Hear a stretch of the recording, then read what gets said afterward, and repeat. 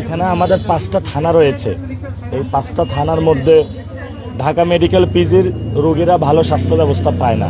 আমরা এটার সমাধান করব। আমরা যদি তারপরে হলো মতিঝিলে যাই, মতিঝিলে হলো এটা ফাইন্যান্সিয়াল একটা সেক্টর, সেখানে হলো হাই স্পিডের ওয়াইফাইয়ের ব্যবস্থা করব এবং এটা সুন্দরভাবে ব্যবস্থা করব যাতে মতিঝিলটা অ্যাজ এ ফাইন্যান্সিয়াল সেক্টর হিসাবে সুন্দরভাবে গড়ে ওঠে। সেখানে একটা ডোবা আছে, এখানে পার্ক হওয়ার কথা, এখনো হয়নি। এটা আমরা ব্যবস্থা করব মতিঝিলের। আমি গতকাল এলাকাবাসীর সাথে সাক্ষাৎ করেছি। মতিঝিলের নাগরিক যে সমস্যাগুলো, সেখানে পার্ক নাই। আমরা সেখানে অনেকগুলো সরকারি জমি আছে যেগুলো দখল হয়ে আছে, আমরা এগুলো উদ্ধার করে পার্ক বানাবো, বাচ্চাদের জন্য প্লে গ্রাউন্ড বানাবো। এবং তারা বলেছে সেখানে মাদকের বিশাল সমস্যা, আমরা সেই মাদকের সমস্যা দূরীভূত করব।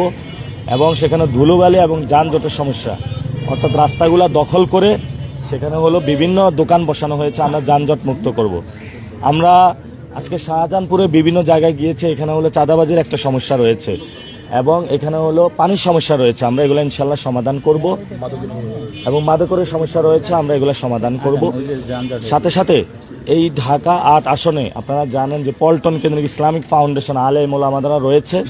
আমরা ইসলামিক ফাউন্ডেশনকে শক্তিশালী করব যাতে হলো বাংলাদেশের সকল স্কুল মাদ্রাসাগুলোতে মানুষ বেসিক যে ইসলামিক এডুকেশনটা এটা পায়, যাতে ইথিক্যাল জায়গাটা হলো ঠিক থাকে। এবং গুলিস্তানে যারা ব্যবসায়ী রয়েছে তারা কান্নাকাটি করতেছে, চাঁদাবাজির শিকার, সন্ত্রাসের শিকার, দুর্নীতির শিকার। ইনশাল্লাহ আমরা চাঁদাবাজি, সন্ত্রাসী, দুর্নীতি এই এরিয়াতে বন্ধ করব। এবং আপনি এখানে জানেন যে আমাদের এখানে ব্যুরোক্রেসি অর্থাৎ সচিবালয় রয়েছে, যেটা দুর্নীতির একটা হলো হেডকোয়ার্টার। আমরা এখানে সবাই যে দুর্নীতি করে তা না, অনেক কর্মকর্তা এখানে দুর্নীতির সাথে জড়িত। আমরা ইনশাল্লাহ বাংলাদেশ একটা দুর্নীতিমুক্ত বাংলাদেশ গঠন করব ইনশাল্লাহ। ঘটনা ঘটেছিল, তারপরে আপনি নির্বাচনে যে লেভেল প্লেইং ফিল্ড সেটা কেমন দেখছেন বা সামনে কোনো শঙ্কা করেন কিনা? হাবিবুল্লাহ বাহারে মিডিয়াতে এসেছে, আমাদের ডিম ছুঁড়েছে, এটা তো প্রকাশ্যে। আমাদের ইট পাটকেলও নিক্ষেপ করেছিল। এবং সেখানে হলো যেমন ওরা একটা স্ট্র্যাটেজি নিয়েছে, অর্থাৎ ঘুষি দিয়েছে নিচ করে, এটা তার মিডিয়াতেও দেখা যায় না। ভিড়ের মধ্যে অনেক ঘুষি দিয়েছিল। আমার কিন্তু শরীর এখনো ঠিক হয় না এবং অনেকেই খুব বিপর্যস্ত অবস্থা। এবং সেখানে কিন্তু সাংবাদিকদের উপরে আঘাত করেছে, তারা পুলিশের উপরে অ্যাটাক করেছে। তো আমরা আশা করি যে আমরা অপেক্ষা করব। এবং এখানে পুরো রাত তারা মিডিয়া ট্রায়াল চালিয়েছে। একজনের ক্যাপ পরা, ওনার ক্যাপের উপরে এআই দিয়ে ব্যান্ডেজ লাগিয়ে দিয়েছে। এবং বিএনপির আইসিটি শ্রেণীর সম্পাদক একেএম ওয়াহিদুজ্জামান উনি এটা প্রচারণা করেছে। এবং আমার একজন ফ্রেন্ড লিস্টে রয়েছে যে উনিও এটা দিয়েছে, পরে আমাকে সরি বলেছে, বা এটা যে এআই আমি বুঝি নাই।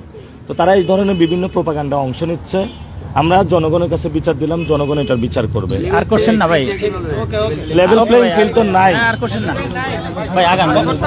যুব দলের শাহজাহানপুর থানার সাধারণ সম্পাদক, ওনাকে আমি জিজ্ঞেস করলাম আপনি কোনো বিএনপির দায়িত্বে আছেন? উনি বললেন না। তো উনি আমাকে কোশ্চেন করলো, আমাকে উত্তর না দেওয়া ছাড়াই। তো আমরা যে পরিস্থিতিগুলো বিভিন্ন জায়গায় যাই, ওই পরিস্থিতি একইভাবে আজকে শিকার হলাম। এবং এটা হলো মালিবাগ কাঁচাবাজারে, এবং আমরা এখন গুলবাগে হলো কথা বলছি। তো আমরা এই পরিস্থিতির মধ্যে দিয়ে যাচ্ছি। এটা ইলেকশন কমিশনও আছে বাংলাদেশে এবং সবাই এই পরিস্থিতিগুলো দেখছে। আমরা 12 তারিখ পর্যন্ত ইনশাল্লাহ অপেক্ষা করব। ওরা আমাদেরকে অনেকভাবে হ্যারাস করার চেষ্টা করতেছে, অর্থাৎ আমরা যে জায়গায় ক্যাম্পেইনটা করি লোক দাঁড় করিয়ে রাখে কোশ্চেন করার জন্য, বাড়ি কই, কিভাবে কি করি, কোথায় খাই, কিভাবে চলাফেরা করি, এবং হলো কিভাবে ইলেকশনে দাঁড়াইলাম, অনেক কোশ্চেন তারা করে পেল। কেন মির্জা আব্বাসের বিরুদ্ধে কথা বলা হয়? তা আমরা আসলে কারো বিরুদ্ধে না, আমরা হলো একটা সিস্টেমের বিরুদ্ধে। সন্ত্রাস, চাঁদাবাজি, দুর্নীতি, এই সিস্টেমটা যদি বাংলাদেশে থাকে তাহলে বাংলাদেশের মানুষের কোনো উন্নয়ন হবে না, মানুষের পকেটে টাকা আসবে না। এই জন্য আমরা এটার বিরুদ্ধে কথা বলতেছি।